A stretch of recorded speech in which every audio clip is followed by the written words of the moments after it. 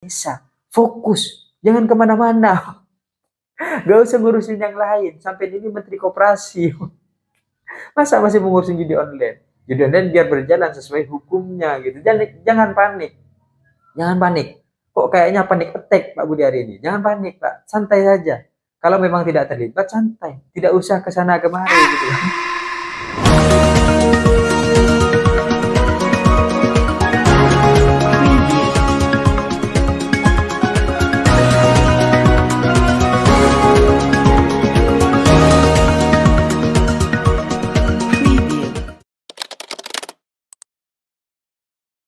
Hai korban ghosting, kadang hubungan kita ini semakin lama semakin memanas karena ada satu hal-hal tertentu yang sebenarnya gak kita lakukan.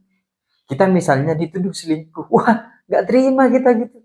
Sehingga akhirnya hubungan kita tidak berjalan baik-baik saja. Atau pasangan kita yang kemudian kemarin berjalan dengan orang lain. Terus kita tuduh, kamu ternyata selingkuh. Padahal ternyata kakaknya. Kan akhirnya nanti kekasih kita jadi gak terima, jadi kesel sama kita. Lah, hubungan-hubungan yang kemudian tidak terima satu sama lain karena ada kesalahan-kesalahan tuduhan, ini tidak hanya terjadi di antara kita dan pasangan kita, tapi juga kepada pejabat-pejabat dan kalangan elit politik kita. Kita tahu bahwa akhir-akhir ini ada salah satu menteri di era Bapak Presiden Jokowi dan dipakai lagi di era Bapak Presiden Prabowo Subianto, cukup fenomenal. Siapa? Budi Ari. Jadi Bapak Budi Ari ini adalah menteri yang cukup fenomenal dengan harta kekayaannya yang mencapai miliaran, tapi kerjaannya adalah projo dan jadi menteri. Wah, ingat, projo dan jadi menteri, bukan korupsi, apalagi judi online.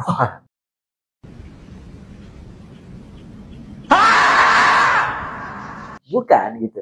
Meskipun akhir-akhir ini kita tahu bahwa nama Budi Ari, beliau ini terseret dalam kasus judi online yang melibatkan staf-staf ketika berada di kementeriannya, yaitu kementerian di masa lalu, Kementerian Komunikasi dan Informasi atau Kominfo. Tapi yang terlibat dalam pusaran kasus judi online untuk pengamanan yang kemudian menerima suap dari para pemilik judi online ini bukan Budi Ari sebagai menteri, tapi staf-staf kementeriannya. Ingat, yang kena itu, yang tersangka itu adalah staf-stafnya, bukan menterinya, yaitu Budi Ari. Dan bagi Budi Ari, mungkin kasus judi online ini sudah selesai karena orang-orang yang ditetapkan sebagai tersangka juga sudah ada, yang masuk pengadilan gitu kan, yang didakwa juga sudah ada. Jadi pada akhirnya Budi Ari merasa nyaman dan aman. Apalagi kemarin pada tahun 2024 Budi Ari ini hadir untuk memberikan keterangan sebagai saksi. Dan ketika hari ini ada surat dakwaan dari kejaksaan yang menyampaikan salah satu kalimat bahwa Budi Ari mendapatkan bagian 50% dari pengamanan situs judi online. Jadi kalau stafnya hanya 20%, staf satunya hanya 30%, Budi Ari di atasnya 50%. Sebagai menteri gitu kan, sebagai atasan kita yang paling baik gitu. Sehingga ketika surat dakwaan beredar, maka juga berita-berita itu tersebar ke begitu penjuru negeri, ke banyak daerah, ke banyak masyarakat, bahkan baik itu di media sosial ataupun di laman-laman website berita yang ada. Dan kita tahu bersama bahwa proses pembagian terkait 50% ini ada di dalam surat dakwaan kejaksaan yang kemudian dibuat oleh jaksaan, dan Budi Ari mengatakan bahwa sebenarnya ya kita nggak tahu ini seperti apa dan kita juga masih belum menerima kejelasan konkretnya seperti apa dan bagaimana. Tapi pihak kejaksaan memastikan bahwa fakta-fakta itu ada.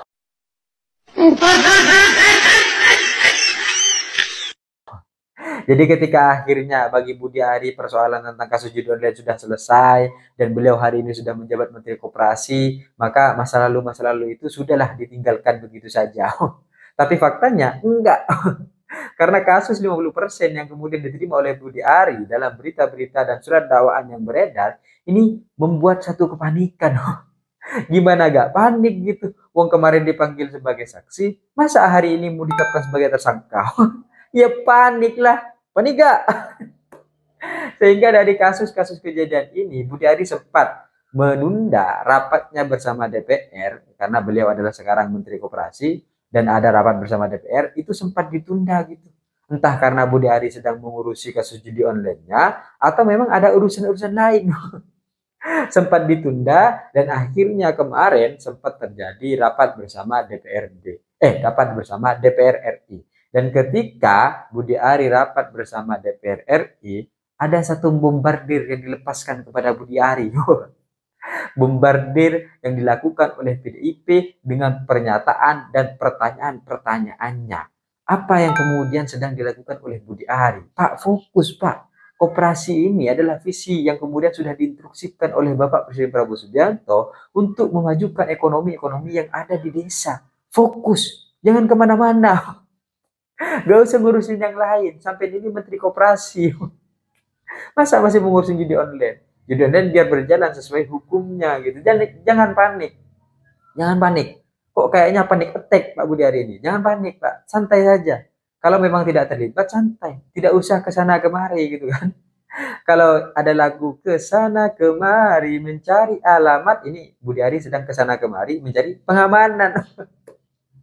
Jadi jangan panik Pak, gak usah panik, santai saja. Kalau memang tidak terlibat, fakta nanti di persidangan itu pasti akan membuat sampean dalam kondisi yang aman dan tenang. Jadi santai saja. Jangan karena panik akhirnya fitnah sana sini diseret semuanya gitu kan, bahwa ini adalah akal-akalannya PDIP, ini adalah settingannya Budi Gunawan. Pokoknya orang-orang itulah orang-orang yang kemudian selama ini dirasa di luar pemerintahan, orang-orang yang selama ini dirasa membenci Jokowi atau apapun itulah. Karena bagi Budi Ari, Jokowi kan adalah sosok yang kemudian harus diikuti. Dan dari kejadian-kejadian ini akhirnya Budi Ari yang kemudian mempunyai rekaman bersama wartawan itu beredar. Jadi rekaman yang kemarin beredar tentang suara Budi Ari yang dengan wartawan itu yang kemudian menyatakan bahwa ini settingannya Budi Gunawan, ini adalah akal-akalannya PDIP, itu tidak bisa dibantah bahwa itu palsu, karena akhirnya hari ini Guntur Romli sendiri juga sudah menelpon siapa wartawannya, dan malah wartawannya siap untuk menjadi saksi ketika memang kasus-kasus ini diangkat ke ranah hukum. Dan Guntur Romli sendiri pun itu juga sudah mempersiapkan bahwa Budi Ari akan segera dilaporkan. Dan Guntur Romli sudah mengatakan demikian ya, sudah mengatakan bahwa ini akan dilaporkan, tapi dalam satu sisi juga fraksi-fraksi yang kemudian berasal dari PDI Perjuangan di DPR RI itu juga sudah meminta kepada Budi Ari untuk meminta maaf 1 kali 24 jam akibat fitnah-fitnah ataupun framing-framing yang kemudian disampaikan oleh Budi Ari kepada wartawan itu. Tapi dalam satu posisi, Budi Ari ini kan irit bicara setelah ada kasus judi online. Kalau kemarin mengatakan Gusti Allah Butan Sare, ini kaset lama, lagu rusak gitu kan. Kemudian sekarang bilang, ya itu nanti saja ya. Pokoknya beliau ini tidak mau menyampaikan seperti apa sebenarnya gitu. Mungkin kalimat nanti saja yang disampaikan oleh Budi Ari ketika keluar dari gedung DPR, ini semacam satu sikap, tunggu dulu, saya masih mau laporan ke atasan. Supaya sikap saya benar, gak salah gitu, gak blunder. Gimana caranya gitu. Apakah kemudian saya akan minta maaf karena saya memang salah gitu kan? Maka pada saat itu dia mengakui terlibat dalam kasus judi online, mungkin. Atau dalam satu posisi Budi Ari memang ya ingin melanjutkan perperangan dengan PDIP.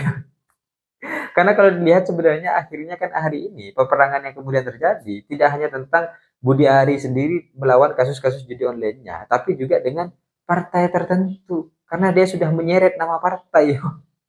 Maka ini akhirnya membuat Budi Ari posisinya semakin terpojok. Entah pada akhirnya Budi Ari ini memang benar mendapatkan jatah 50% dari Komisi Pengamanan Judi Online atau PDIP yang sebenarnya adalah partai mitra judi online.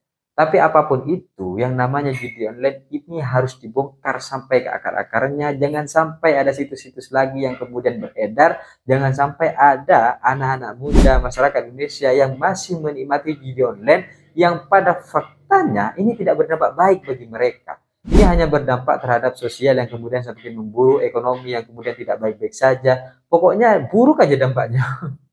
Menang ya enggak gitu, miskin iya, kan repot gitu. Jadi ini harus dibongkar ke akar-akarnya. Tidak persoalan ini Budi Ari atau PDIP, tapi ini tentang nasib anak-anak muda, tentang nasib masyarakat Indonesia. Jadi apapun itu tetap harus dibongkar, bukan hanya ditangkap para staf-stafnya, bukan hanya ditangkap para pelaku teknisnya, tapi siapa di balik itu semua. Dan itu harus dibongkar secara jelas. Apakah benar Budi Ari terlibat atau ternyata diamankan karena beliau adalah Menteri Koperasi yang sekarang sedang menangani visi Presiden, yaitu visi membangun koperasi di seluruh penjuru negeri di desa-desa Indonesia. Tapi itu tadi, bahwa ini harus dibongkar. Kalau memang PDIP yang kemudian menjadi partai mitra judul, ya bongkar saja gitu. Kalau memang Budi Ari yang kemudian terlibat, ya tangkap saja. Sesederhana itu. Karena lagi-lagi ini nasib masyarakat Indonesia secara keseluruhan, bukan tentang PDIP ataupun Budi Ari. Saya pikir itu cita-cita saya, ingin seperti Gibran, tapi saya sadar diri dan sadar posisi. See you, korban ghosting.